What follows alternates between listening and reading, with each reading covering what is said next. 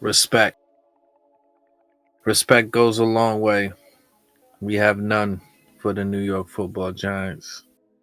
The New York Football Giants have no respect for us with the product they put out there. They put us as fans in a bad predicament where we are talking them up and then we look foolish afterwards as the season continues. I never imagined we would be the worst team in the NFL as it stands right now. We are fighting for the number one spot against the Jaguars.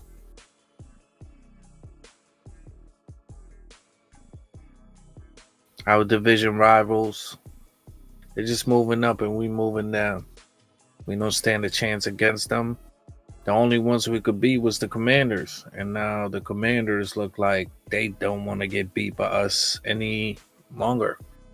I don't understand the direction this team is taking, but whatever direction that is, it's a clear as day at this point that they are tanking. They took all the advice from all the fans. Let's just tank. They were saying tanking after the Vikings game, which was the first game of the season. And the tanking started getting louder and louder as the record started getting out of control. And obviously the record is completely out of control. It truly sucks to be a Giants fan when you don't have a quarterback of the future. You don't have a head coach of the future. You don't have a GM of the future. You're not really sure what you have. You see other teams around the league, they get so much confidence because the people in the building believe in them. You know, you would expect that from Dable too, to believe in Daniel Jones, but he did not. Obviously, the fan base was split half and half. And the worse the record was getting, one half was winning. And then they disrespected him and put him on the scout team and tried to make sure he doesn't play another snap. They did the same thing with the Oilers, Houston Oilers. They did it to McNair. But they did not want Daniel Jones to play another snap. And he's gone. He's not playing another snap. What did we gain from that? I do not know. I guess we'll find out when we get these new players in. Because obviously this entire staff is not confident with the players they have on the field. I don't care what they're talking about. You are 211 or 210. God knows. It's really, really bad. Or you about to be 211 and you 210. Oh, goodness gracious. 210 is not even a good height. You can't be a giant at 210. No. Nah. We need to start looking at the positional coaches. I think the wide receiver coach is no good. I think Tyranny, the quarterback coach, I don't think he's any good. Something needs to change somewhere in there. You have enough football minds, so please make the change happen. We don't have Dexter Lawrence for the rest of the season. We don't have Theo Johnson for the rest of the season. We're going to play Drew Lock when we play the Saints at home.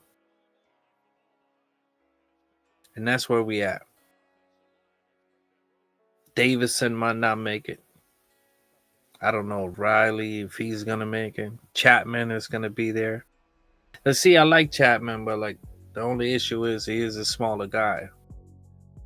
So I wonder if a change of position would make him more dominant. You know, where he doesn't have to go against these big boys. Maybe a linebacker or, shift him around. Do something different. This defense has been horrific. So any changes you make will be welcome to see something different from what we've been seeing, which is something you just you throw up all that Thanksgiving out, looking at what you're seeing. It's been really, really tough. Nothing I expected, nothing you guys expected, nothing we expected as a fan base. And keep getting these cheers. Just thank you, Giants. Got the Packers thanking us as well. Thank you for McKinney. Neither one of those. I mean, because we gave Barkley 2 years prior the same deal, if not a larger deal than he got with the Eagles. He just didn't want to be a Giant. But we'll stick with that. Yeah, we picked Daniel Jones over him. That's because the Giants are stupid. Yeah, we'll stick with that. Because one player is just changing the entire team for certain. He's changing the offense, defense, and the special teams. I'm sure. I'm sure of it. Damn, we could use an Andy Reid. We could use a Tom Coughlin. Man, when you watch like the 2011 Giants, even 2012 Giants, 2007, 2008 Giants, man, you see grown men out there just like handling business, about their business. You had the vets, a few of them leading the young lions who are just hungry to do nothing but win. And we don't have that. I don't know. I don't know why. I don't know. Maybe it's the way the team is constructed. Maybe it's the individual coaches for each position. I don't know what it is. You could say the media, because times have changed. Everybody has a phone, so the players see a lot. You could blame that. You could blame the fan base. You could blame me. You blame whoever you want to, man. At the end of the day, it's not about blaming, it's about fixing. And we need to fix this terrible, terrible situation. So I hope you guys get it together. I pray to God you do. This season has been horrific, but I'm still gonna watch the games, especially the one against the Saints. I just want to see who wants to be part of this franchise and who does not. Because if you go out there and you take it easy and you don't want to hurt yourself, that's going to be on tape and that's going to show and that's going to make you look terrible. So I don't think you want to do that. So whoever is going to be out there, they're fighting for a job. So hopefully we find a few gems we can move forward with into 2025. But this year has been horrific.